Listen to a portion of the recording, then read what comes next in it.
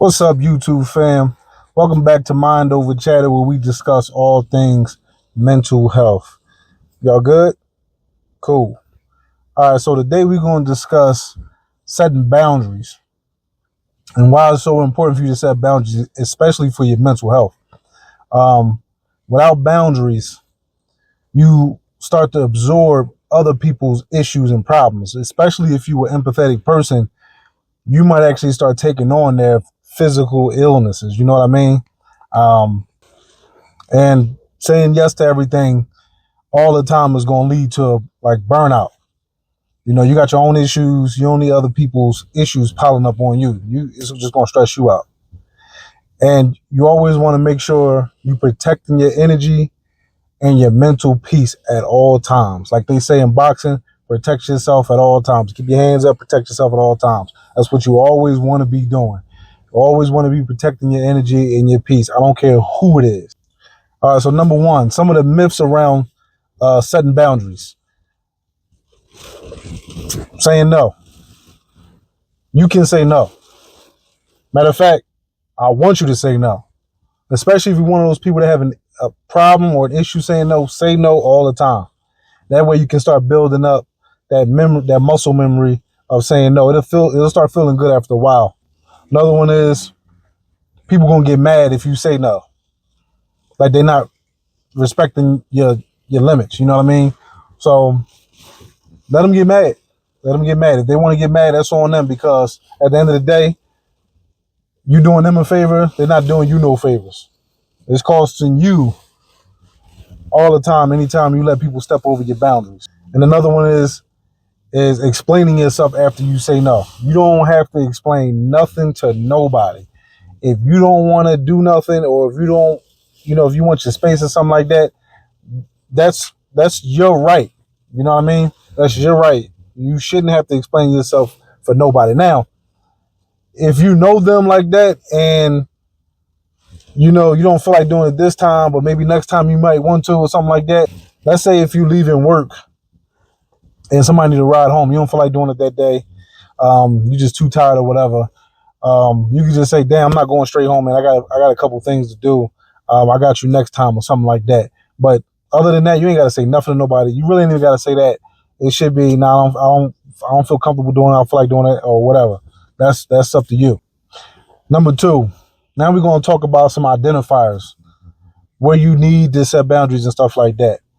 Okay, you got to ask yourself, where in life do I feel the most drained? So that's where you need to focus on where you need to set the most boundaries at. And who is consistently disrespecting my time and energy? Damn sure need to stay away from those people. You don't need to be around nobody that's consistently draining you in no situation. I don't care who it is. Remember, protect your energy at all costs. And what situations make you feel anxious or overwhelmed? Any of these situations that make you feel anxious or overwhelmed, you don't even need to be in them at all, period.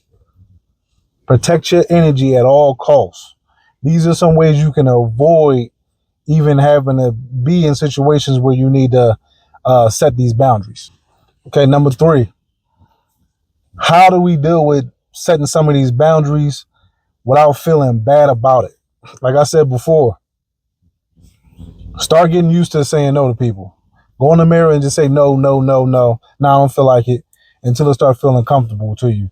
But when you're talking to people and they want you to do something that you're not comfortable with, or you don't feel like it or whatever, you can be clear and direct. Remember, you're not obligated to do nothing.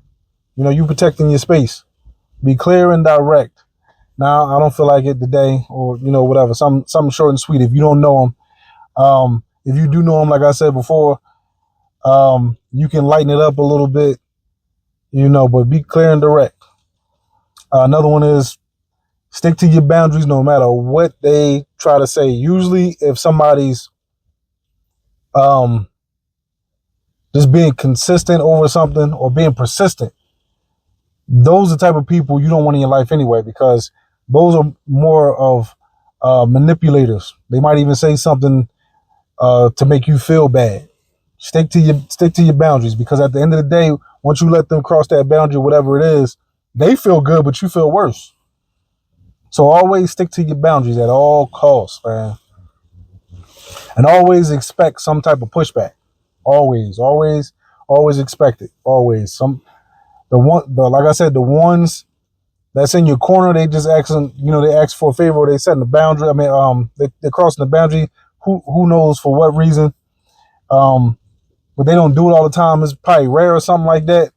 You might not get no pushback because it might have been incidental, or it might have been something serious. So you don't care about them. But any pushback that you get, you meet with the same energy, or nah, I'm good, and just walk away, or get out of that situation as fast as you can. Okay, now we're going to talk about some examples of some healthy boundaries that you can set, or what you can say. If it comes to family, hey man, I can't talk about it right now. Can we change the subject, please? Boom, simple as that. If it's something at work, hey, I'm off the clock at 6. I won't be answering any emails after that. Anytime you need me before that, I got you. But after that, I'm cutting out. Sorry. Boom, plain and simple. And if it's a friend, hey man, I need some time alone today. Can we talk about this, or can we catch up later? I'm just not feeling it today. You know what I mean? Nice and simple. If they leave it at that, you got some good peoples around you. If they want to be persistent, now you got to start getting a little bit more creative. Maybe you got to take it a little step further. Hopefully we won't have to get there, but sometimes that's what you got to do. That's for the ultra persistent. You might have to, take it way over there, but most of the time you ain't even got to do that. So there you go. A couple reasons, a couple examples on why and how to set boundaries is very important for your mental health. We want to make sure we stay even and balanced at all times. And again, protect your energy at all times. Until next time, I'll holla at y'all.